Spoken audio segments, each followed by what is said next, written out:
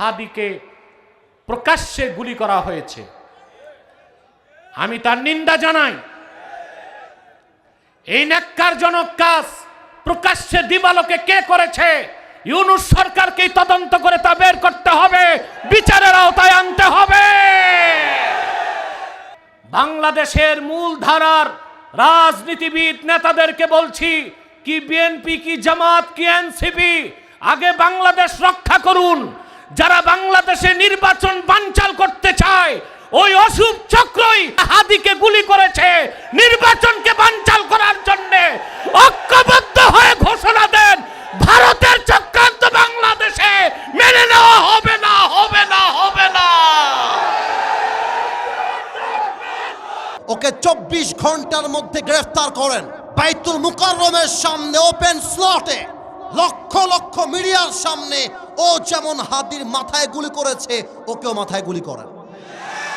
দেখবেন ওই রকম খুনি ডাকাত বাংলার মাটিতে আর জন্মগ্রহণ করবে না।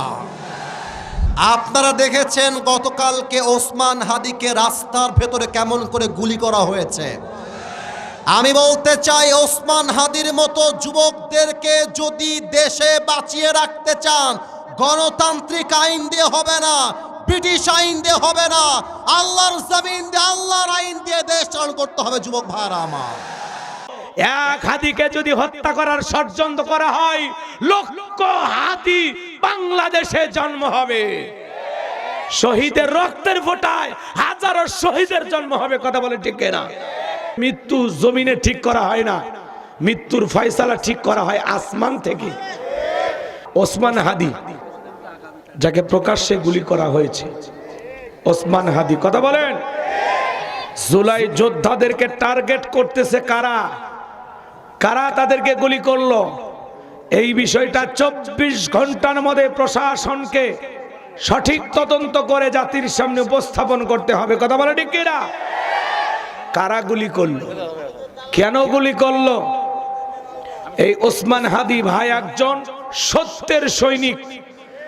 জুলাই আন্দোলনের সামনে থেকে যিনি নেতৃত্ব দিয়েছেন, যিনি সেই সময়ের স্বৈরাচার জালেমদের বিরুদ্ধে কঠোর ভাষায় প্রতিবাদ করেছেন, ভারতের বিরুদ্ধে কথা বলতে ভয় পান না, জুলুমের বিরুদ্ধে, জালেমদের বিরুদ্ধে কথা বলতে ভয় পান না, এরকম একটি সাহসী সন্তানের নাম হলো ওসমান হাদি। কথা বলে ঠিক কিনা? যিনি তার বক্তব্যে বলেছেন, 50 বছর হায়াত পেয়ে কি করব? আমি জীবনে এমন কিছু করতে চাই আমার যেন ঘরে মৃত্যু না হয়। আমি রাজপথের লড়াকু সৈনিক, আমি রাজপথের যোদ্ধা। ওসমান হাদির মৃত্যু রাজপথেই হবে, উনি ওনার বক্তব্যে বলেছেন। এজন্য ওসমান হাদি ভাইয়ের জন্য আল্লাহর কাছে আমরা দয়া, করুণা, ভিক্ষা চাই। আসসালামু আলাইকুম রহমতুল্লাহি ওয়া বারাকাতুহু। এইমাত্র জুমার নামাজ আদায় করলাম, দোয়া করেছি হাদি ভাইয়ের জন্য, আল্লাহ যেন তাকে সুস্থ করেন। আর যদি হায়াত না থাকে নসিবে, ইমানের সাথে যেন আল্লাহ তাআলা নিয়ে যান। তবে হাদি ভাই যদি চলে যায়, তিনি তো বেঁচে গেলেন, আল্লাহর হাওলায় চলে গেলেন।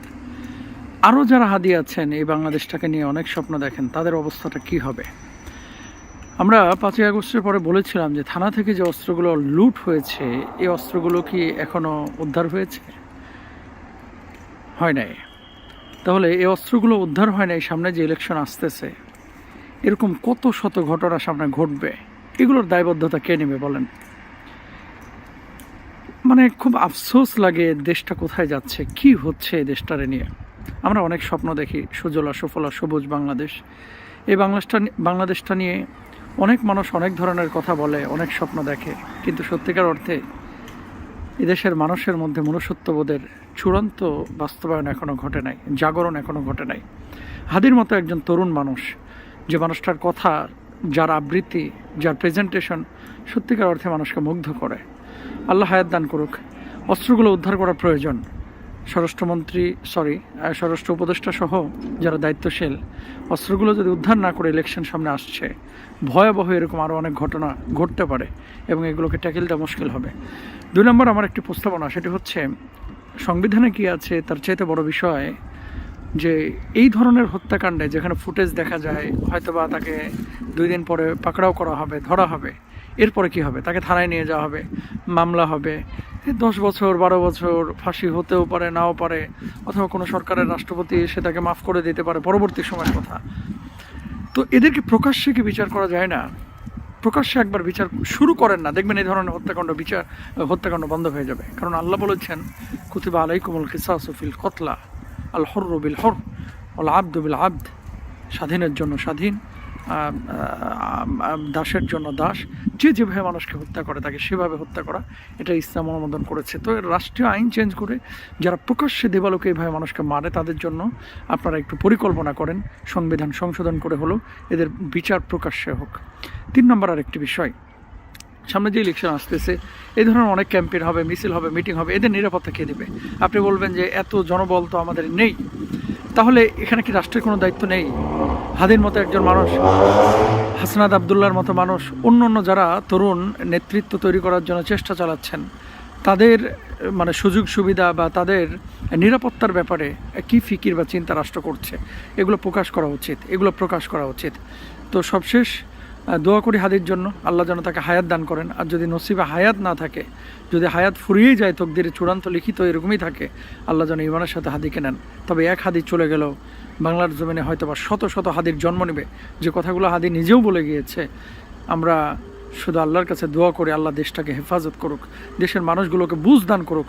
আর এই নরপশু যারা এই পরিকল্পনা বা এই কাজগুলো করেছে, আমরা তাদের বিচার আদালতের মাধ্যমে ওই গোপনে চাই না, আমরা প্রকাশ্যে চাই। আল্লাহ তৌফিক দান করুন। আল্লাহ বিশেষ করে আমাদের ভাই শরীফ ওসমান হাদি, আল্লাহ আপনার বান্দা, আমরা যতটুকু দেখেছি আল্লাহ সৎ সাহসিকতার সাথে জুলুমের বিরুদ্ধে সে কথা বলে, অন্যায়ের বিরুদ্ধে কাজ করে, অবিচারের বিরুদ্ধে ইনসাফের পক্ষে আল্লাহ সে বলিষ্ঠ কণ্ঠে কথা বলেছে। আল্লাহ ইলাহুল আলামিন জীবন মৃত্যুর সন্ধিক্ষণে আল্লাহ গুরুতর অসুস্থ অবস্থায় হামলা করে আল্লাহ গুলিবিদ্ধ অবস্থায় হাসপাতালের বিছানায় শায়িত। ইলাহুল আলামিন আপনার কুদরত ছাড়ার কোনো ভরসা নাই। আল্লাহ আপনি শরীফ ওসমান হাদিকে শেফায়ে কামিলা আজলা কুল্লিয়া নসিব করে দিন, পরিপূর্ণ সুস্থতা দিয়ে আবার জাতির মাঝে ফিরিয়ে দিন। আল্লাহ দ্বীন এবং মিল্লাত জাতির খেদমতে ভূমিকা পালন করার তৌফিক এনায়েত ফরমান। আবার এই যুবকের আইডল, এই যুবকদের যিনি আইকন উসমান হাদি, আমার কলিজার টুকরা হাদি, উচ্চকিত কণ্ঠ তার, বাতিলের বিরুদ্ধে বজ্র কঠিন। আজকে তাকেও শেষ করে দেওয়ার জন্য পরিকল্পনা করা হয়েছে, ঠিক কিনা বলো? আজকে হাসপাতালে আবার সেই হাদি পড়ে আছে। আজকে সেই হাদি আজকে এখন জানি না কি অবস্থা। আমরা সবাই মিলে বাংলাদেশের মানুষ দোয়া করতেছেন, চোখের পানি ফেলে কাঁদতেছেন, আল্লাহ যেন তার দীর্ঘ দীর্ঘ হায়াত দিয়ে দেন। উসমান হাদি আমাদের এক ভাই, যে কিনা হিন্দুত্ববাদী ভারতের বিরুদ্ধে সবসময় বক্তব্য দিত, কথা বলতো, এদেশের দেশটাকে ভালোবাসতো, ওপেন কথা বলতো। এই ছেলেটাকে শুটার বাড়া কইরা গুলি কইরা নির্মমভাবে ফেলে রাখছে। গুলি এইদিকে মারছে, কানের পিছন দিয়ে এইদিকে বেরিয়ে এইদিকে চলে গেছে। নিজের চোখে দেখে আসলাম কি মর্মান্তিক অবস্থা। ছোট্ট একটা বাচ্চা আছে, আমারও একটা ছোট বাচ্চা আছে, এই ভাইয়ের বাচ্চার কথাও মনে পড়ে। ছোট্ট বাচ্চা, আসলে উনি আছে বলা যাবে না, ওনার যে জায়গায় আঘাত লাগছে এবং যেদিকে বের হয়ে গেছে এই অবস্থায়। এখন অবস্থা কি তার, যে সে এখন মৃত্যুসজ্জার চিকিৎসা অবস্থায় আছে, মাথার খুলি অন্য জায়গায় খুলে রাখছে। এটা একটা জীবন হলো? এইভাবে একটা দেশ চলে?